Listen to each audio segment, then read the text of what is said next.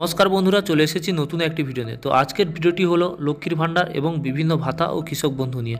তো আপনারা লক্ষ্মীর ভাণ্ডার এবং কৃষক বন্ধু এবং বিভিন্ন ভাতার টাকা তো পাচ্ছেন এবং পাবেন, কিন্তু আমাদের মুখ্যমন্ত্রী বদলে দিল কিছু নিয়ম। সেই নিয়মগুলো আপনারা জেনে নিন।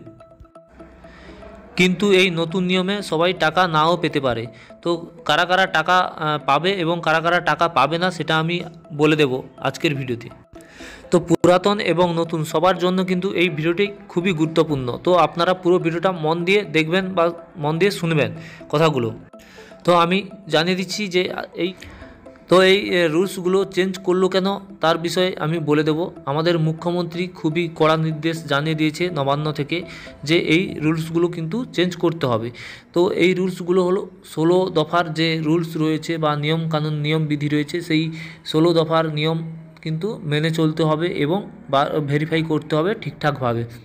সেটা লক্ষ্মীর ভাণ্ডার হোক, কৃষক বন্ধু হোক বা বিভিন্ন ধরনের যারা ভাতা পায় ডাইরেক্ট যাদের অ্যাকাউন্টে টাকা ঢোকে তাদের জন্য কিন্তু সবার জন্য এই রুলসটা মেনে চলতে হবে।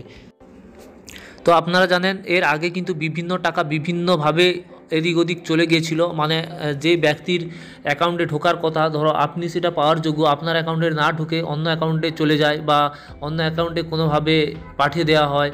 যেমন যারা স্কুলের পড়ুয়ারা তারা মোবাইলের যে ট্যাব পেয়েছিল সেই ট্যাবের টাকা নিয়ে কিন্তু অনেক ধরনের প্রবলেম হয়েছে, কেননা সেই ব্যক্তির যেই স্টুডেন্ট সেই টাকাটা পাওয়ার যোগ্য সেই স্টুডেন্টের অ্যাকাউন্টে না ঢুকে অন্য কারোর অ্যাকাউন্টে চলে যায়।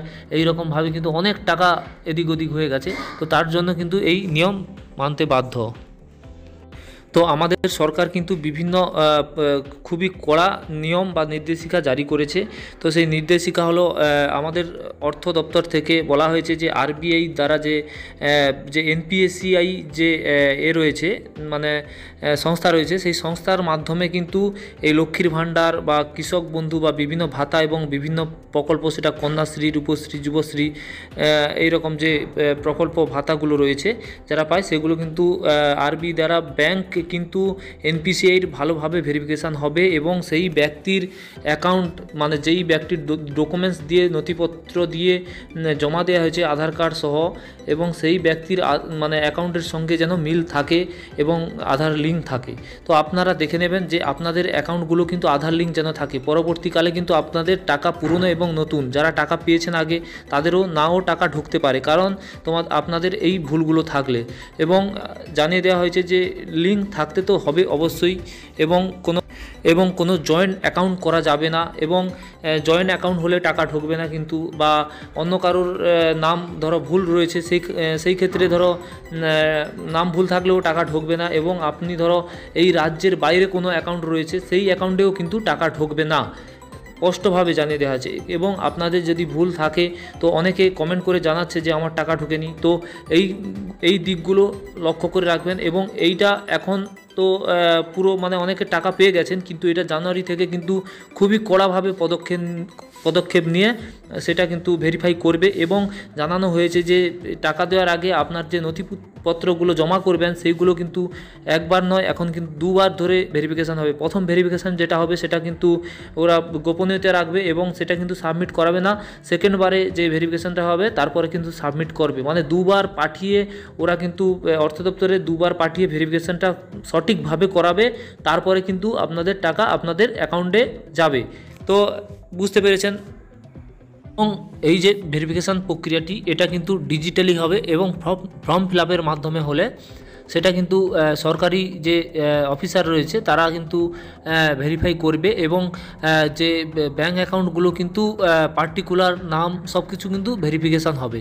এবং আপনার এই ভেরিফিকেশানে যদি কোনো অসঙ্গতি থেকে থাকে, মানে যদি কোনো ভুল থেকে থাকে, তাহলে কিন্তু সেটা যে ফেল্ড করে দেবে বা মানে আনসাকসেসফুল করে দিবে। তার জন্য কিন্তু আপনাকে নতুন নিয়মে আপনাকে কিন্তু একটা SMS পাঠানো হবে যে আপনার এই প্রবলেম রয়েছে।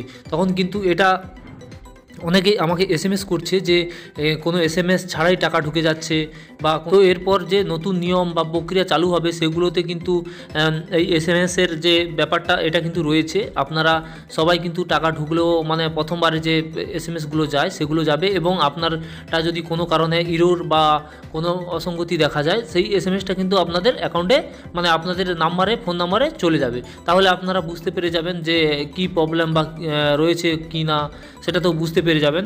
তো আপনারা আবার কিন্তু সেটা সাবমিট করার জন্য আপনারা আবার অফিসে গিয়ে সেটা সাবমিট করতে পারবেন। কিন্তু এই দিকে লক্ষ্য রাখবেন যে আপনাদের ডকুমেন্টসগুলো যেন ঠিকঠাক থাকে এবং আপনার যে ব্যাংক এর অ্যাকাউন্ট রয়েছে সেটা যেন লিঙ্ক থাকে, ডিবিটি লিঙ্ক। মানে এটা কিন্তু সম্পূর্ণ আরবিআই যে ব্যাংকের যে এনপিসিআই যে ওদের যে সংস্থা রয়েছে ওরা কিন্তু ডাইরেক্ট ভেরিফিকেশান করবে।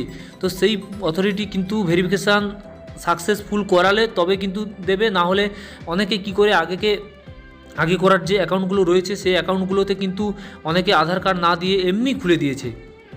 তো সেটার দ্বারা প্রমাণ তো হয় না যে আপনি সেই ব্যক্তি। তো আগে করা এমনি এই নামে অনেকেই থাকতে পারে, কিন্তু এখন আধার লিঙ্ক করালে তবে যা মানে গভর্নমেন্ট কিন্তু বুঝতে পারবে যে আপনি সেই ব্যক্তি এবং সঠিক ব্যক্তির অ্যাকাউন্টে টাকাটা যাচ্ছে।